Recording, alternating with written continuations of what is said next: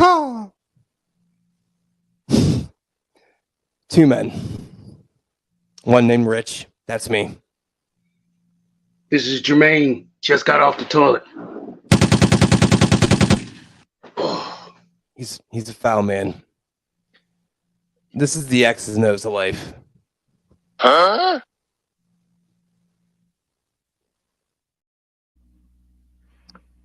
Yep. And that's my introduction to a doctor.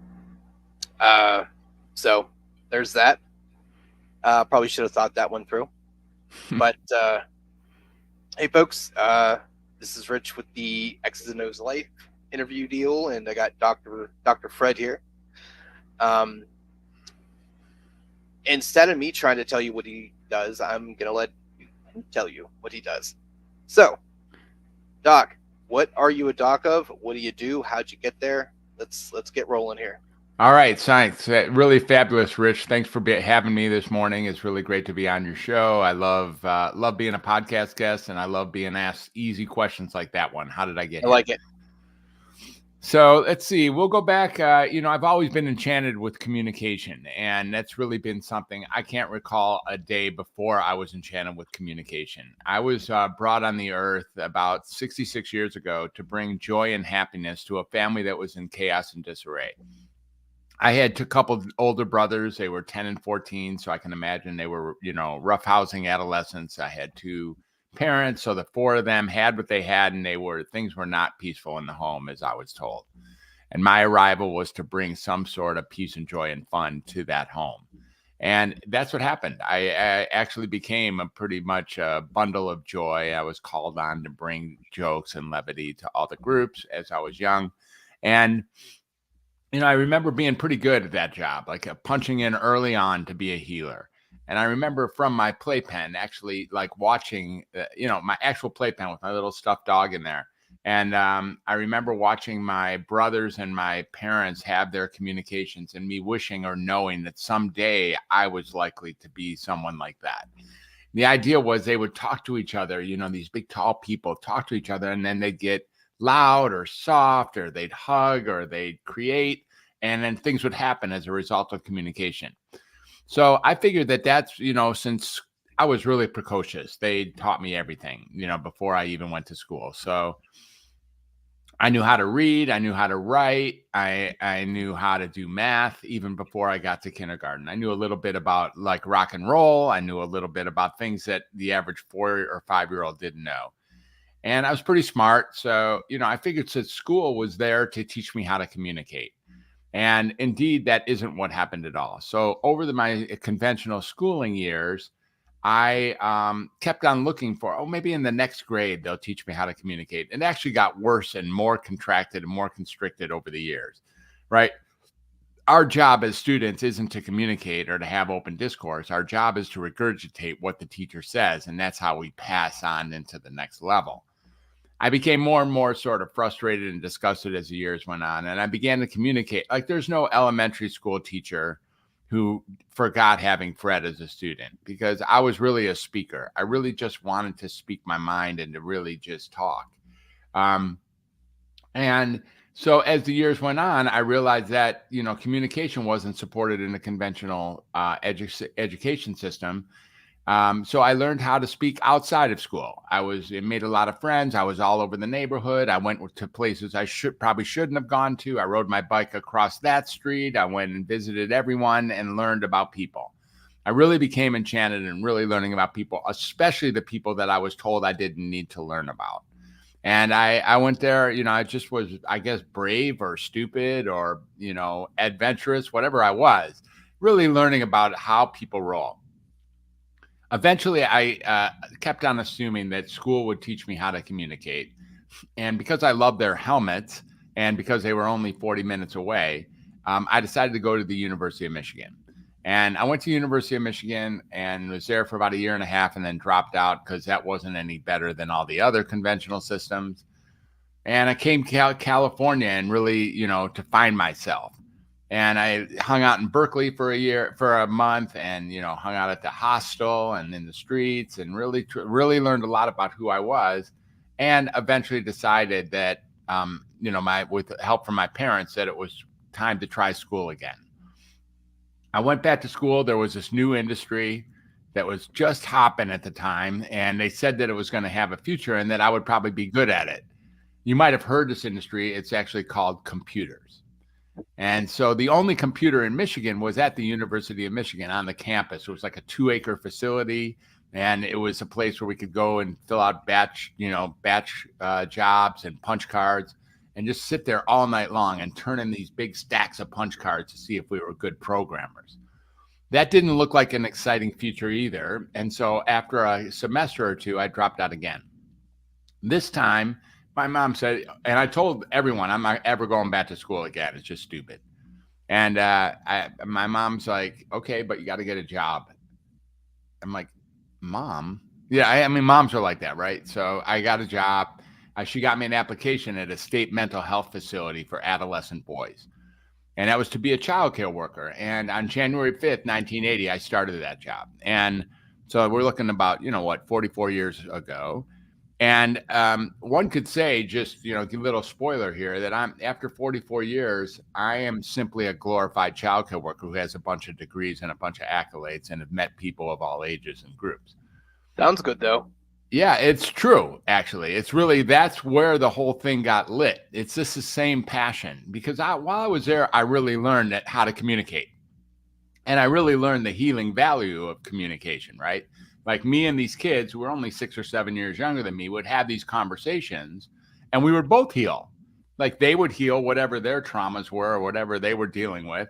And I would heal not only by healing with them, but healing myself inside a beautiful, resonating conversation. I really could relate to what they were going through. I really hated the way psychiatry was going at the time. I just thought, it was a field that, we'd call the psychiatrist. He'd come down, like maybe Timmy and Tony had been in a fight or something. He'd come down and interview them, and then for like 3 or 5 seconds, and then he'd interview us for another 5 or 7 seconds, and he'd go in a nursing station and write something in a chart, and then we'd have to go retrieve the child, bring him to the quiet room, hold him down, pull down a little bit of his sweatpants, and jam him full of an injection of some antipsychotic cocktail, and leave him in a stupor. And if he was in a stupor for 12 or 24 hours and stayed quiet enough, then we'd call that a success. And that just seems so barbaric and unsuccessful. And by the way, it's still going on in all the hospitals around this country. It's not like it's ever stopped. It's not a story from the past. It absolutely continues. And it just didn't seem like it was a good way to actually help people get healthier.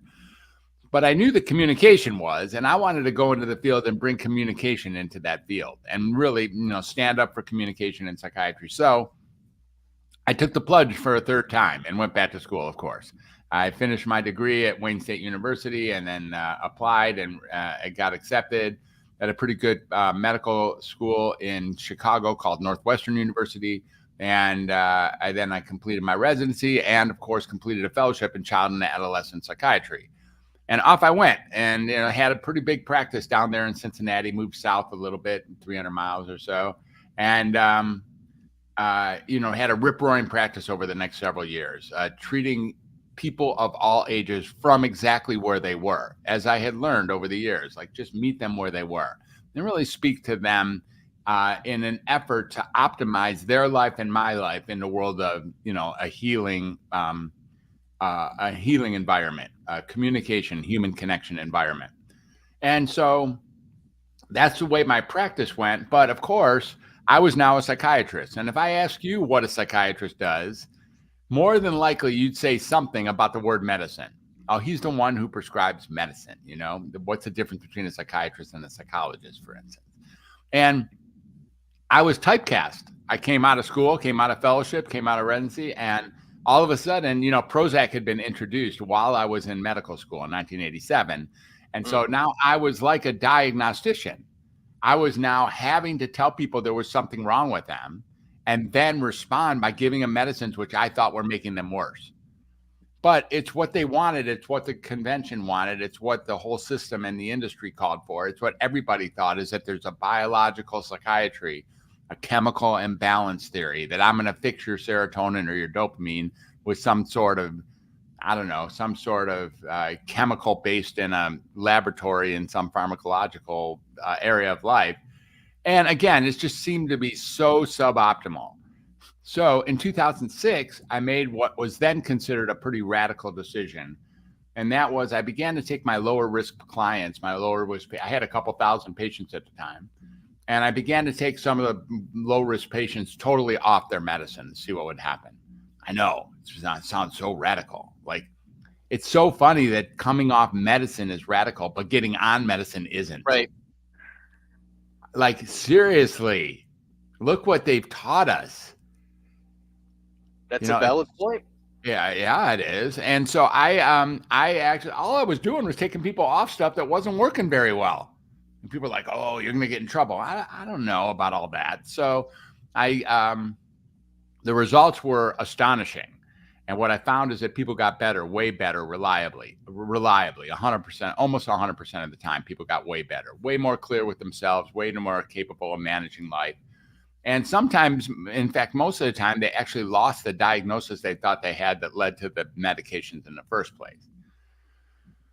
This was quite a little finding to realize that the medicines were inducing or increasing or perpetuating or in some cases actually causing the symptoms they were marketed to treat. And that's what I learned while I did that. And that was happening across the board. I began to take a larger group off of medicine and only to find the same thing. And, there's lots of reasons to stay sick. There's lots of reasons from a patient perspective, from a family perspective, and even from an industry perspective. You don't want to work yourself out of a job. You want your clients to keep coming back. And in this case, if the client got better because I took them off medicine and stopped the treatment, then they didn't have to come back. And that's what happened. As my practice began to disintegrate, which was fine. That's what my intention was. And so as my practice began to disintegrate, I began to do different things. I began to work with addicts and alcoholics. I began to work in rehab centers and in three-quarters houses and halfway houses. And I began to really do a lot of work in the streets again with communication. And then I began to hit the road. I closed down my practice and started to be a locum tenens all over the country. I had licenses in multiple states. And I would go to different countries and fill in for docs who were either had been fired or maybe had got sick or even in some cases had died or they needed a fill-in. Then I would do that. And I learned how psychiatry was delivered all over the country, which is very similar everywhere, by the way. The country has a very uniform way of dealing with psychiatry. But then I started going around the world. I eventually got the access to going around the world and practicing psychiatry from multiple different countries and really seeing how mental health is described and defined and dealt with in various countries. I worked in Bhutan, I worked in Nepal, I worked in Thailand, I worked in Israel, and Italy, and France, and England. And I used telepsychiatry, what we're doing here. And it was long before it was the gold standard. I was in this field I wrote a course called Mastering Telehealth long before people even knew what telehealth was. And I really enjoyed that. I could see the future, I guess, that these two things were like chocolate and peanut butter, and got them put together, began to really work telepsychiatrically and see universally what's mental health and what is mental illness. And is there any uniformity at all? Is there even a definition of mental illness? Because the answer is no, there isn't. It's in the eyes of the culture. It's in the eyes of the beholder, the diagnoser, essentially. In other words, if you're mentally ill in Sacramento, or you're mentally ill in Des Moines, or you're mentally ill in Detroit, and you take that over to another space, it might not even be the same between Detroit and Sacramento. You might get different diagnoses. But if you go across to Singapore, or you go across to Tibet or Reykjavik or Auckland, you might not even be diagnosed with anything. There might be nothing wrong with you. It's just culturally based. Unlike a broken arm, when you have a broken arm, you have a broken arm if you're in Singapore too. You have a broken arm in Auckland. You have a broken arm in London. It's just what happens. It's not true with mental health and mental illness. And then I began to see all the benefits and costs of what mental illness is in my travels, and the number of patients who I got to see exceeded 30,000. Somewhere between 30 and 40,000 patients in my career have had Dr. Fred, Dr. Moss be their doctor for at least a moment, given all the positions that I've had. And we're getting close to like where I am now, because what ended up happening is I realized that when I was medicating and diagnosing people, I wasn't usually doing them a favor at all. And I began to really take on a little bit, looking at psychiatry back in the old ways, before medicines were even a thing, that communication, human connection, conversation, and curiosity, and, really like listening and being with another person is where healing comes from. And I developed Welcome to Humanity, which became my brand. And it's really obvious what that means at this point, kind of self-explanatory. All the experiences that we're getting in our life are part of the smorgasbord of life. And simply being uncomfortable or even miserable or in a lot of pain, or, even intolerable pain is part of life. Although it's not a desirable part of life, it is part of life. And it comes with this whole package of experiencing life day to day.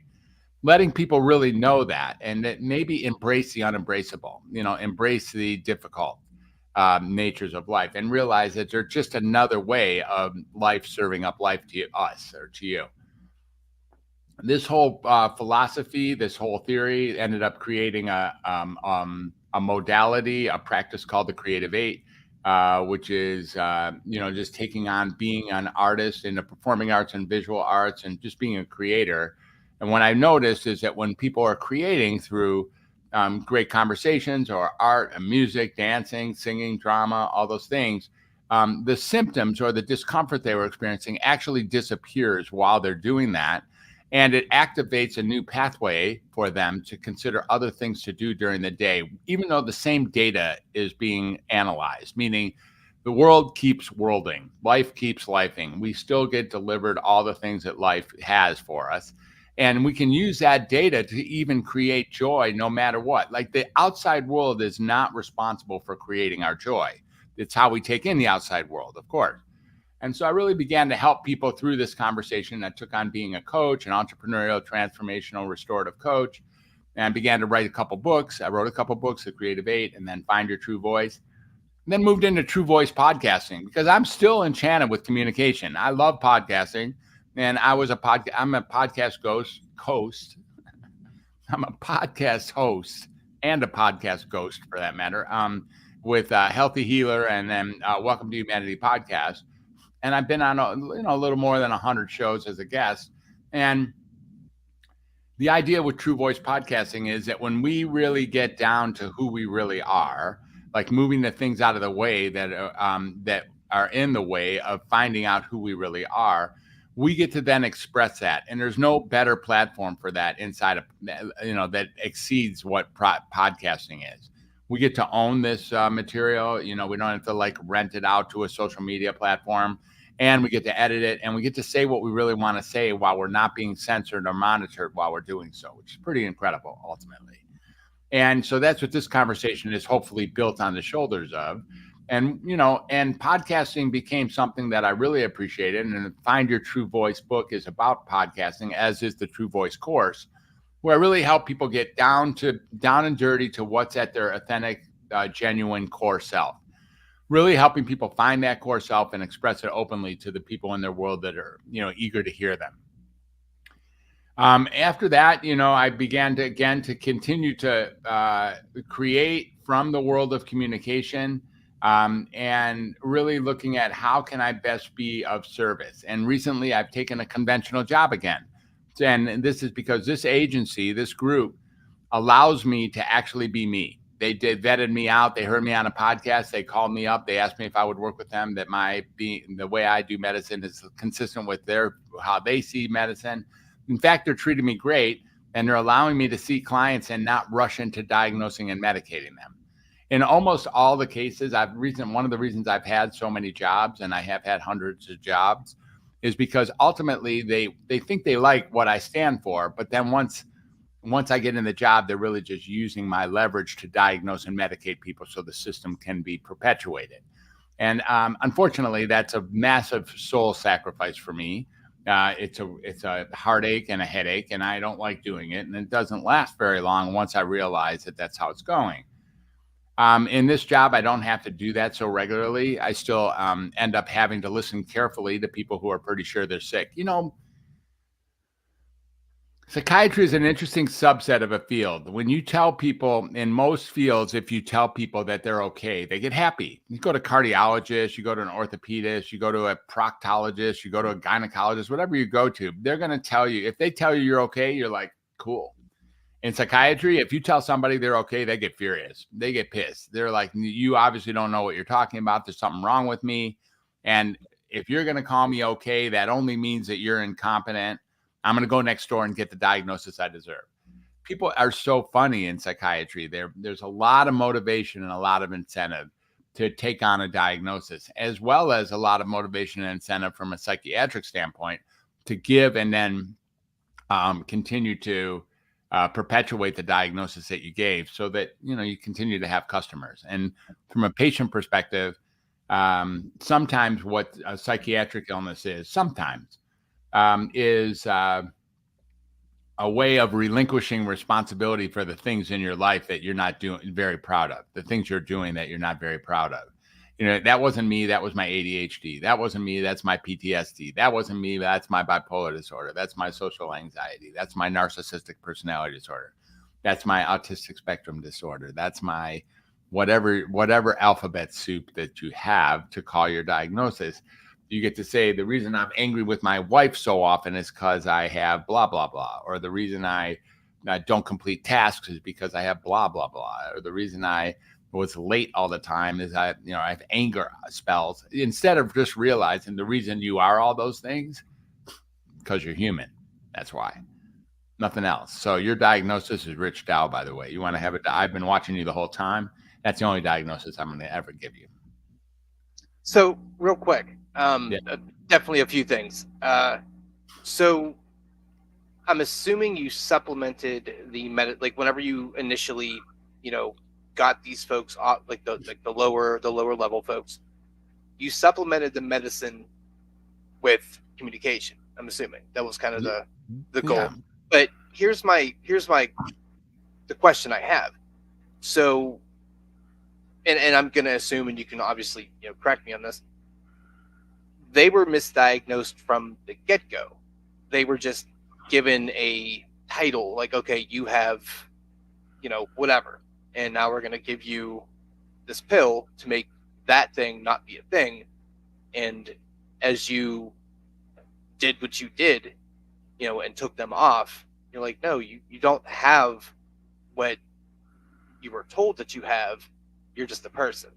Like, it's, if they were depressed or seemingly depressed or told they're depressed, like, no, like, it's okay to be sad sometimes. It doesn't mean that you're depressed, kind of thing.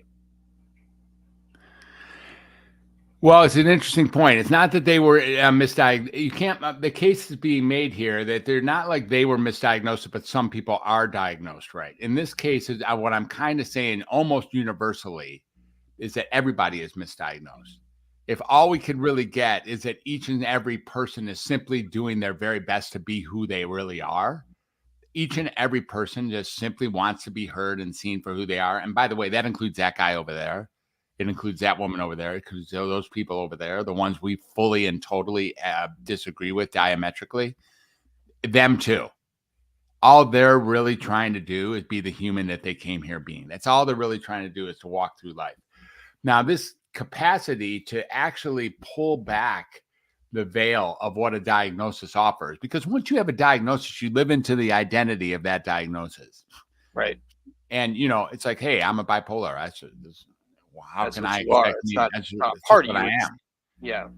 And so you could make a case that just giving yourself a diagnosis and accepting what you've been heard. I could make a case that you're an elephant and tell you that you're an elephant and give you all this criteria that have it be that you're an elephant. And then if you want to agree that you're an elephant, you walk away like, I'm an elephant. Thank God I found out I'm an elephant.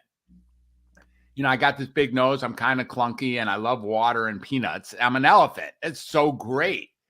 Like I finally realized what my big deal is. And you walk away, and now from now on, you're going to think you're an elephant. And if other people say, hey, dude, you're not an elephant, all you're going to think about them is that they don't know the truth yet. You're sure you're an elephant. You've gotten your agreement. You've gotten your reality. You've built yourself a little identity. And if someone tells you you are not an elephant, that's because they don't get you. And there's a lot of this going on inside of the mental health field as well. And what's strange about that is you're willing to take somebody's word in giving you a title, but when someone disagrees with that, you don't take that at face value, but you just took what this person said at face value because they said that's what you are. And I think that kind of falls under the veil of people, some people are weaker minded and are looking for who they are and looking for an identity or looking to figure something out. And then they're told by somebody with, credentials or what have you, that no, this is what you are definitively. Well, then that becomes gospel, which is just silly because if the other person right down the road says, no, that's not you, that doesn't matter now.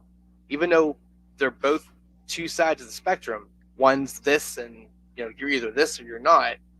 It's weird that, and that actually leads into another thing here, because you said that people that are coming in, they're so, I wouldn't say desperate to look for a problem or for you to be told that there's a problem, that they become defensive and almost, like you said, critique you and devalue your merits because, well, you're an idiot. You didn't, I'm obviously bipolar because, Janice told me this 10 years ago. So obviously that's what's going on, right? Right. No, probably not. But I mean, if you want to think I'm an idiot, that's cool, I guess. Yeah. Yep. Yeah, it is an interesting interface. And, the value of being diagnosed, I want to always leave this disclaimer. If there's people out there who are listening to us who are really happy with their diagnosis and happy with their treatment, and happy with their medications, and they feel like they found something and they can't live without it, and life would suck without their diagnosis and their medicine, and that's the way it's gone, they feel like it's just a dream come true, then by all means, please stay on that horse. Right. Please, absolutely. I'm not asking you to come off a horse that's working. Right. I am speaking to the hundreds of millions of people, however, where that is not the case, where they feel misdiagnosed, underdiagnosed, overdiagnosed, overtreated, undertreated, whatever they feel, that there's no match between how they're being dealt with and how we can optimize their life. When we start looking at the value of what it is to take on a diagnosis and what it is to give a diagnosis, and we start seeing that no one's bad. It's not even wrong to take on a diagnosis. It's okay.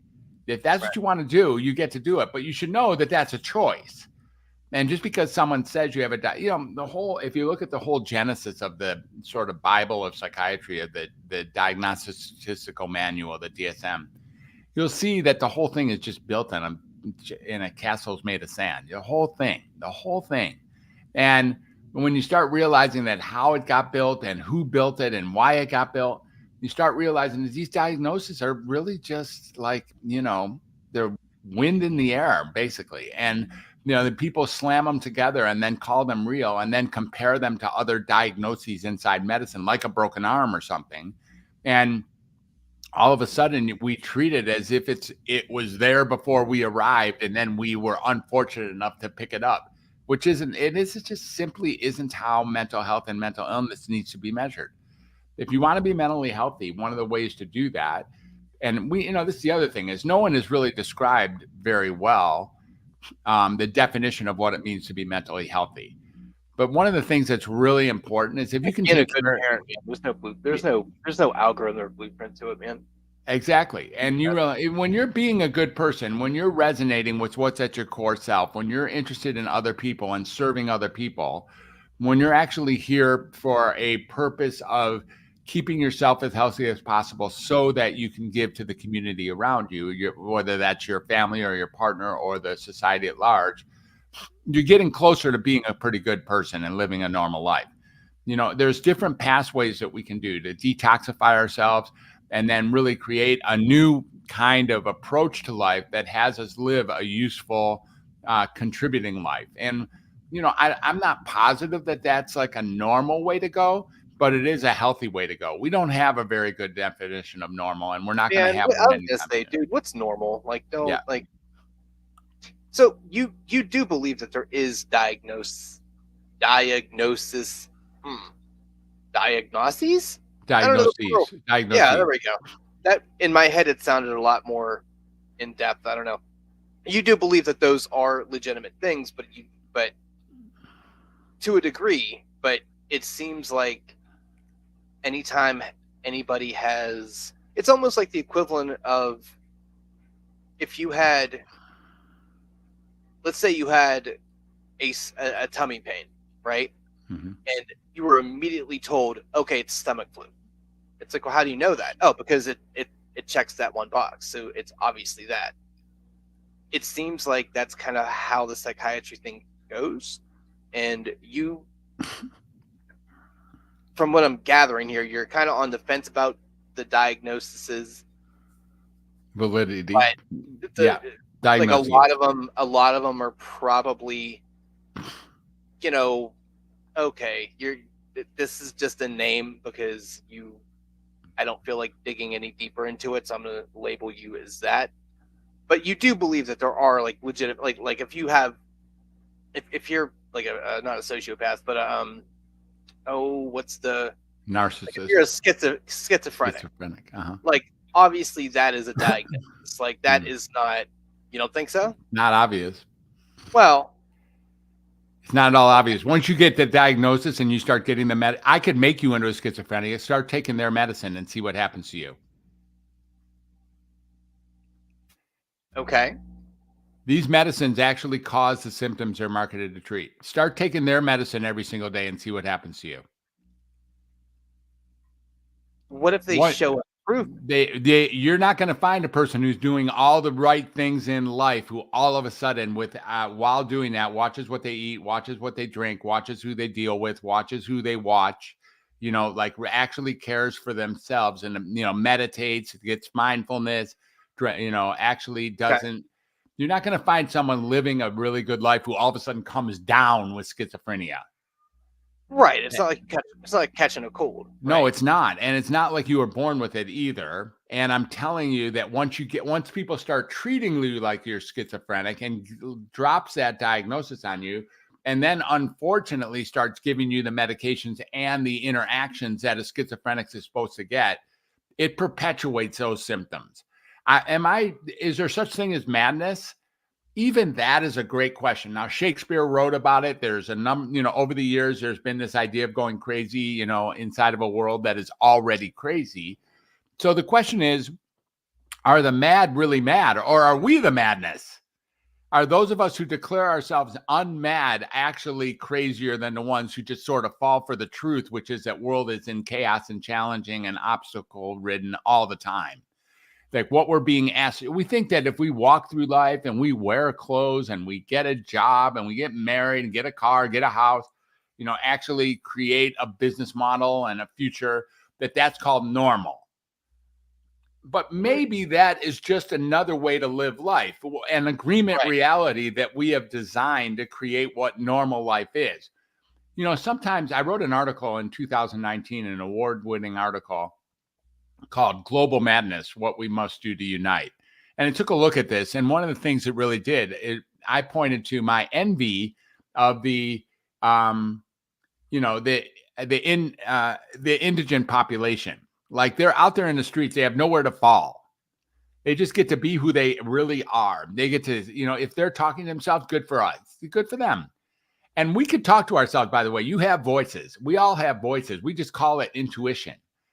Or we call it a thought process. We call it that. If we walked into an emergency room, however, and said, I heard a voice this morning that told me that I'm Napoleon, or told me that I should, consider moving to Texas or whatever, that's enough for the ER doc to drop a diagnosis of schizophrenia on you. And now you have that. Okay. Well, so if we're going to call that, and I'm by no means being argumentative, I'm just very much. It's okay. You can be argumentative. No problem. You wouldn't be the first. No, I'm not that guy. No problem. So, yeah, move to Texas, move to, that's Moon. not necessarily a positive. It's more of a neutral thing. But if they were to come in and say, yes, I want to kill myself and everyone around me, Yeah. then that's not no longer, I don't feel like that falls under the veil of intuition. That's batshit crazy. Like that's a dangerous situation. Like, and I understand that's probably more often than not, like if someone was to walk in and say something like if they're going to say one of those two things, it's going to be the latter than the former. So, and that it does bring up a question. So, Yeah. What are we supposed to do? So that, is this person, is this person intoxicated? And that doesn't necessarily mean on drugs or alcohol. That means like they have got themselves into a tough situation internally or externally, whatever it is, and are left with this desperation of, I don't have any reason to live. I might want to die. I might want to kill myself. I might want to kill my mom. I might want to kill the neighborhood. I might want to throw a hand grenade in McDonald's. I might want to do whatever I want to do. We can call that mentally ill. There's something convenient about that. We classify those people as mentally ill. I can tell you that they're not going to get better by calling them mentally ill. The way that they're going to get better is by being heard for what's really going on with them. That's what's really opening up the space to hear what's really going on with the people who most people think are batshit crazy is really the only way to actually meet them where they are. And it's amazing, literally completely astonishing what happens when you finally connect with someone who hasn't been connected to for years. Like I've had that wonderful experience on a few occasions, actually getting into the weeds with somebody about where they really are and what's really going on and how their life has now reached a point where they have no reason to take another breath, and or how they're how angry they are with somebody over there who does or doesn't do whatever they do or don't do.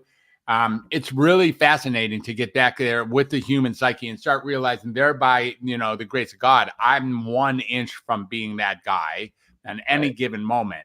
And we start seeing that batshit crazy isn't so far away from where we are. We start realizing, no kidding, you actually can relate to somebody who gets so crazy, interested in just freaking out in the morning. I've really come to learn that all of us get to the point where we really can relate to why people get to the point where it's like, screw it, dude, I can't do this anymore. No, I get it. I mean, you think about life can definitely be overwhelming. Like every day, like many times per day. Right. Yeah. And, the normal people, quote unquote, they keep their proverbial shit together. They're not.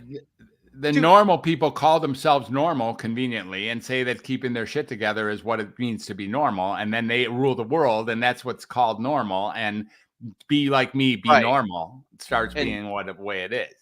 And then you look at the other people that are not normal in your society utopia situation, and you see Fred down the road, and Fred's out here talking to birds and shit, telling them about his problems, screaming about yada yada yada. Now, does that necessarily mean that he is crazy? No. Does it look it from a external point of view? Yeah.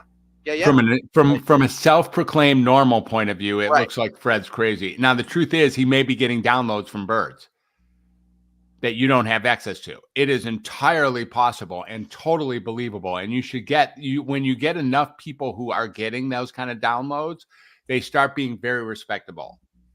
It's very interesting what the normal people are willing to say is out of their range of comfort and therefore represents abnormal. Until you get over there with the abnormal and start sharing what is it they're really experiencing that has us think that there's a them out there. This sort of arbitrary line between us and them is what my article from 2019 is about. This arbitrary line that creates an us and them is what this is all about. I am not like that. You're like that. You're crazy. I'm not is a really common way for us to find comfort in our own personal identity. We must be doing right because we have a whole group of people doing whatever we're doing and they call themselves right. So I must be right by being inside of that group, by being able to emulate whatever that activity is. Now, look, people always go down this conversation like, what about Charles Manson? What about, Saddam Hussein? What about, they bring up whoever they bring up, Adolf Hitler. I'm not telling you that these are guys who are desirable to be around, that I want my name, to be my neighbors. That's not what I'm saying. What I'm saying is that those people are, like all of us, really indeed at the bottom of it all, wanting to be heard and to make a contribution in life. That's really what they want. It really is what they. Now, I don't have to agree with their pathway. Right. Yeah. If their pathway, right. Their pathway doesn't have to fall into some prefabricated notion of a particular mental illness. We do that for our convenience. And instead, if we would treat each and every person for the human that they really are, I can only imagine what the level of, leaps and bounds we would take as a society into really being able to work together as one human race. 7.8 or 8 billion of us actually walking in the same path and really resonating with each other. Now, again, am I interested in going to see Vladimir Putin and having a lunch with him? Not really. It's not what I'm saying. Do I like the guy? No, it's not what I'm saying. What I'm saying is that it is a convenience that we would decide something like there's a diagnosis over there and he's got that something that I don't have that has caused him to think that way. Let me ask you this. Would you consider just being evil a diagnosis? Because I don't think that evil is evil a state of affairs. Are there evil people out there? The answer, yes. That's kind of where I was going. I wouldn't really say any of those people really had mental illnesses. I just think they were just evil people. Yeah. And well, I'm pretty evil underneath it all. My shadow's deeply evil.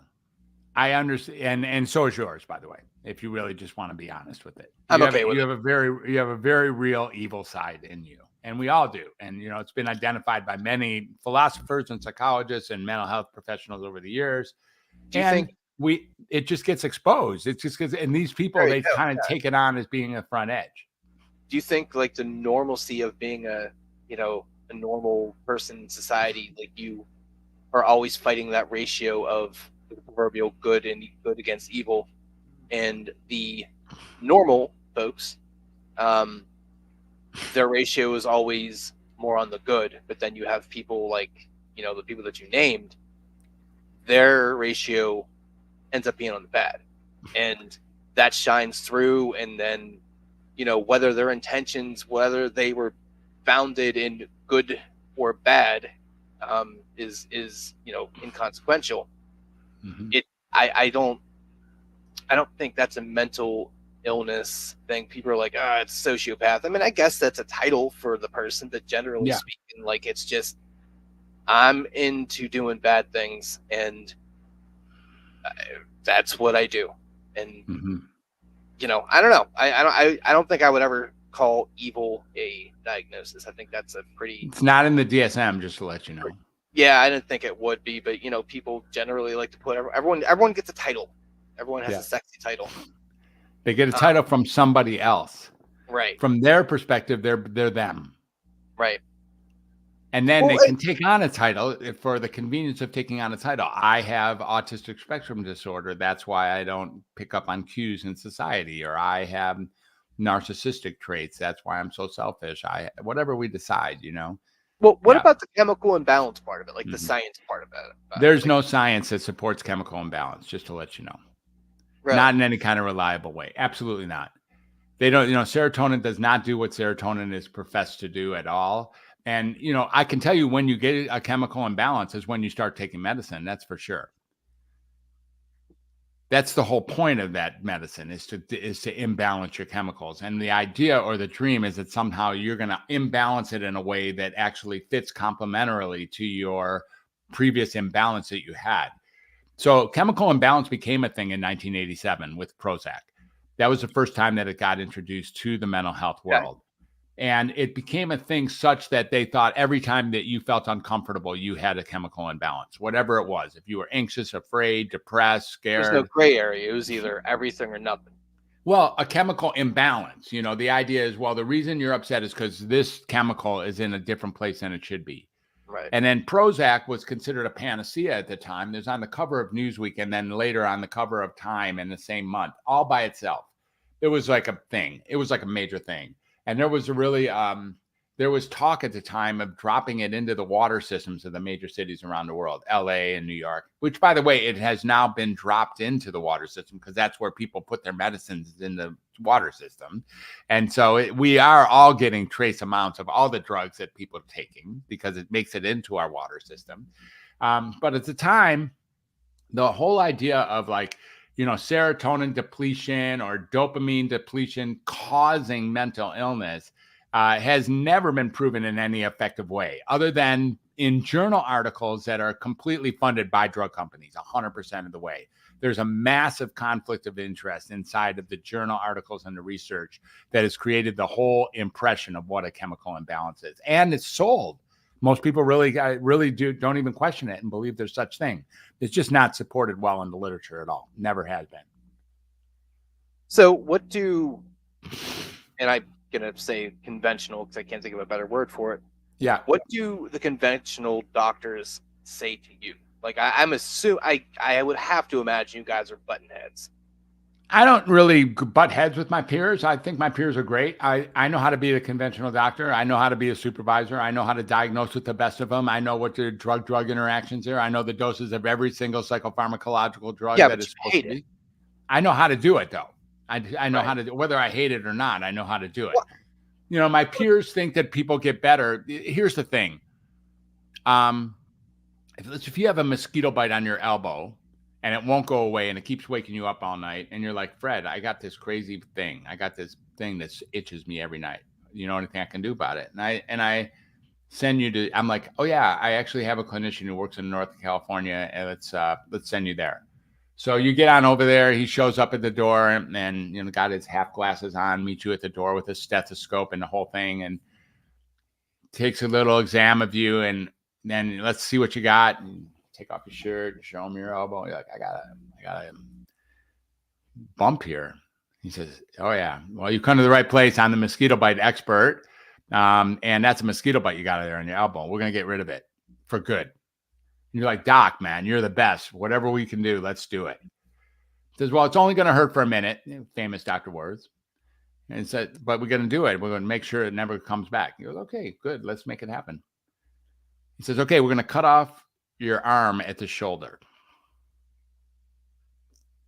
Let's do it. Let's get it done. He wasn't wrong. Yeah, with the mosquito bite win, and we're going to see you again in 2 weeks and see where the mosquito bite is.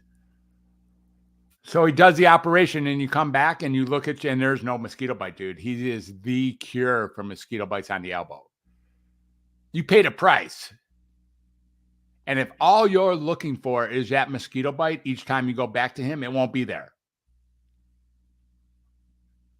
And if that's what's happening with these medicines, is that it's taking away whatever it's taking away, but also taking away so much more that you're not even paying attention to, then maybe you're missing an arm in spite of in spite of the elbow, essentially. And the real idea here is getting that these medications and these diagnoses are so constricting in many cases, so contracting, so defining. And we miss when we take these medicines. What is it? Does it really take away depression? Yeah, it does. It takes away all your moods, including depression. So yeah, you won't feel as sad anymore, but you won't feel as happy. You won't feel as sexy. You won't feel as interested. You won't feel as curious. You won't feel connected. You won't feel a lot of things, but you also won't feel depressed. And if each and every time you come back to me, you are just looking at depression, it won't be there. You'll be worse, but your depression will be gone. That's what actually compelled me to start taking people off in 2006. These people come in shaking. They weren't having sex. They weren't eating well. They weren't having relationships. And they tell me they were better because their depression's gone. It's like, no. Let's give you back life, including the depression that comes with life. And let's teach you how to really deal with all of it. Interesting. So, okay. So yeah, basically, we're all human, man. Welcome to yeah. No, I mean it's interesting because you're almost kind of you're taking the route of let's help you manage this instead of eliminating it, because with the good comes the bad. Bad, all the bad stuff in the world makes the stuff feel good, and it's one of those things. But it's interesting because it's almost like it's such an easy fix to throw medicine at it that's been proven. That'd be really great if medicine worked, Right. but it doesn't work. People say, oh, it's just a Band-Aid. No, it's not. It's a Band-Aid with a razor blade in it. It actually causes the symptoms it's marketed to treat. If you want to have the conditions of the people you think have those conditions, if you want to experience what it's like to have a condition like this, I invite you to take on their diagnosis and then start eating their medicine. Yeah, I mean, I think at the end of the day, I don't think anybody can really kind of look at what you're saying or what you're doing and say, no, that's wrong, that's incorrect. You can't do that. It's not wrong. It's because it's not. It's not really controversial. Ultimately, it's not that controversial. I can't say it's not controversial. Yeah, there's a standard. There's a standard set, and this fights against the standard. That's probably more so where that becomes controversial. But I think if you actually, ironically enough, have a conversation instead of being, bottlenecked into the whole, instead of like, oh, well, this is what he's doing. He's some kind of dirty hippie. He's just kind of like, nah, we're not doing meds, man. We're gonna talk. It's like, all right, hippie, go ahead, do your thing. That's not how that has to go. But unfortunately, that's where the problem is kind of, based out of, because these people that are quote unquote batshit crazy, maybe they're really not. Maybe they just don't have an outlet and they don't have anyone to talk to tell them, like, look, I am having these 19 battles in my head right now and no one cares to listen. So no one else wants to listen. Yeah, most of the people with those 19 battles, by the way, you'll find if you really look on those people who have 19 battles, they're either on medicine right now or have been on large doses before. And those, I'm telling you, you want to experience 19 battles, start taking that shit. See what happens to your mind. It is interesting. I'm just saying the truth. Yeah. It's the funny. Symptoms it's marketed to treat. Yeah. You listen to the medication commercials. It's like a running comic trope, but literally the side effects are vastly worse than what you're trying to fix. It's like, if you have headaches, take this. Side effects may be anal leakage. It's like, nope, I'm good. I'll have a headache. I don't want my asshole to leak. That's gross. Don't want that. But it's silly, ha ha ha ha. But generally, like the side effects are bonkers. Like, I actually heard there was like this suicide medicine. It was like strictly all suicide medicines cause suicide. Yes, I'm like, well, that's they all fucking counterproductive. Well, that's the whole system is counterproductive. You see what I'm saying? They have to throw that in. That's my whole point. Yeah. There's not a side effect. Those are called effects. Yeah. A side effects assume that there's doing good over there, and this is something that's undesirable, right? Like an unintended effect. It is possible to use this same data and get to the space that what's really going to help people, which we all already know is because both of us woke up this morning in order to do it, right? Is to communicate with each other. That's really, I don't have a better medicine. And neither do you. It's just the coolest. And honestly, that's kind of, I would say that's probably a great kind of period to the convo here, because I see that you gotta skedaddle here. You think about relationships, you think about really generally anything. What's the best foundation for it? Is communication. It's having a conversation. It's being able to talk. All things. So, and those that are listening, whether you agree or not, I mean, I think bare minimum, what you need to take from this is communication is huge and can actually be helpful. And it's not just a tired trope of, society telling you what to do. Dr. Fredovir has literally proven, hey, look, I wouldn't say you've cured people, because seemingly they weren't really broken in the first place. Well, Can't that's how really you cure fix something. somebody. The reason Right. you make them healthy, the way to make them healthy is to remind them they were never sick. It's actually Right. true. Like you can't fix it. You can't fix it if it ain't broke. So, Yeah. and that's an interesting thing, man. And I think that's a really beautiful thing to do because I think, it is very, very easy, especially with kiddos. You're a little hyper here. Like, you mean he's a fucking kid? Yeah. I wouldn't say he's hyper. I just think he's a kid. Yeah, exactly. But it's really easy. Like, here's some Adderall, here's some, whatever, because you're not focusing in school. You mean doing the thing he doesn't want to do when he wants to go and do something Why else? don't you why don't you present him with something that's interesting and see what he does that? Yeah. You know what I want to do at work? I want to shoot myself in the head. I don't like going to work. Not fun. But, it's the kids don't want to go to school. It's not fun. They want to go talk to their friends. They want to do anything else but sit there and listen to the teacher, Charlie Brown them. Mhm. So, I absolutely get that part of it. And it's funny because when you were talking about this, I'm thinking like, I'm just looking at it from an adult point of view, Mhm. From a diagnosing of adults. But, when I sit here and think of it, like, yeah, man, look, how many kids get chucked medicine towards them because they're hyper? Just for what reasons? Because they run around the house? Well, that's what sugar does to you, man. That's what happens. Medicine do. It's what medicine do to you too. Yeah. So the medicines actually induce, increase, perpetuate, and cause the symptoms it's marketed to treat. It's a great business model. Yeah. It creates $1 billion a day profit margin. Oh yeah, medicine's big business. The biggest business. Oh yeah. There's been everything on earth that has this kind of profit margin in the history of the world. The way you get a profit margin like that is you create a project that induces the symptoms it's marketed to treat. That is a fantastic model. I wish I would have designed it. Interesting. Yeah, that's dirty, man. Yeah. All right. Well, last question here, because I know you're dealing with the mental part of it. What about physical ailments? Like if like, for lack of a better term, headache medicine. Tylenol, aspirin. You're going to heal a lot better. You're going to heal a lot better without medicine.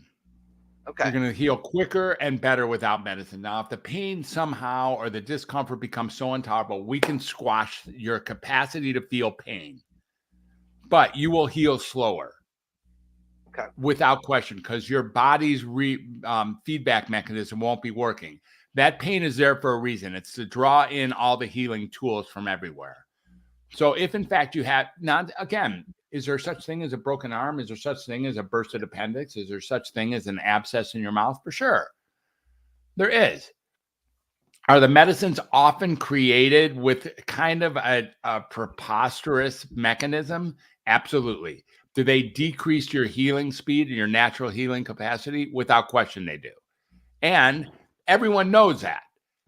You know that, I know that, and everyone knows that. Now, I've been coached many years ago, and I stay away from this, to speak primarily to psychiatry and have everybody use whatever extrapolations they want to go into other medical fields. I am an MD. I'm allowed to speak to it all, but I am a psychiatrist, and this becomes my niche to speak to. And I only ask listeners to see if this actually fits for them when they go out into looking at their own subspecialties that they're concerned about. Huh. This is gonna piss a lot of people off, and I'm here for it. I like it because and it's not because it's bad. Do whatever works for you. Do whatever works. If you found something that works, by all means, keep doing it. But as well as I do, anyone that goes against anything that's conventional, it's kind of like you're swimming upstream. And especially now, where we're in such a sensitive culture, anything that is. This is generally a pretty welcome approach. People can get this for however they want to do it. I'm not running, there's people who disagree with me, but at the same time, if you have found something that works for you, and I can't underline this enough, please keep doing it. Don't just drop it, right? Please keep doing it. Anything in life, if you have reached a point at any territory of life where you have found something that actually is working for you, by all means, dude, keep doing it.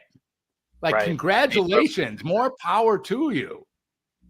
And maybe, and like you said, maybe it is all mental, and maybe those meds are an absolute placebo effect, and you have. I didn't use the Convinced word placebo or all mental. I didn't use. Let's make it very Oh, clear that I didn't say no, any I of did. those things. Yeah, I did. it's me. I Um, didn't say that. If there is, I wish it was like, just a placebo. right, but if you have, There's no almost razor blade in a placebo.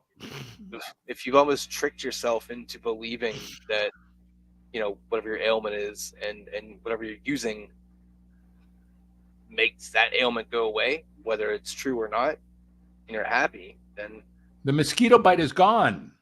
yeah, It's gone. There's no lie. It's gone. If that's what you're Right. looking for, it is gone. It worked. right. Who needs that arm You anyway? didn't trick yourself. Mm-mm. It's gone.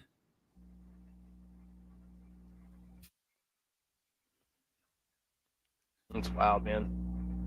That's interesting, Something to though. think about. Yeah. No, and I think that a lot of people should just think. I might have something here for the people who are willing to listen to it, and there might be something here. And for the people who don't want to hear it or think that I'm wrong, it's like, okay, well, then keep doing whatever you're doing, and it's completely okay. I'm not hurt. It's fine. But Right. for people who really want to, there's an opening here for some freedom. Right. And like you said, it's for the people that are like, okay, what I've been doing hasn't been working. Right. And This is I'm the willing- hundreds of millions of people like that. That's right. All right, Rich. All right, Doc, where can we find you here? Get your The best way plugs to in. find me is at Dr. Fred, the drfred360.com, or at my website at welcometohumanity.net. And my meeting right now is with my website designer right this very minute. He's actually on this other computer right here. And we're upgrading the whole presentation. So a little bit more up to speed and up to date with all the things that I've been up to.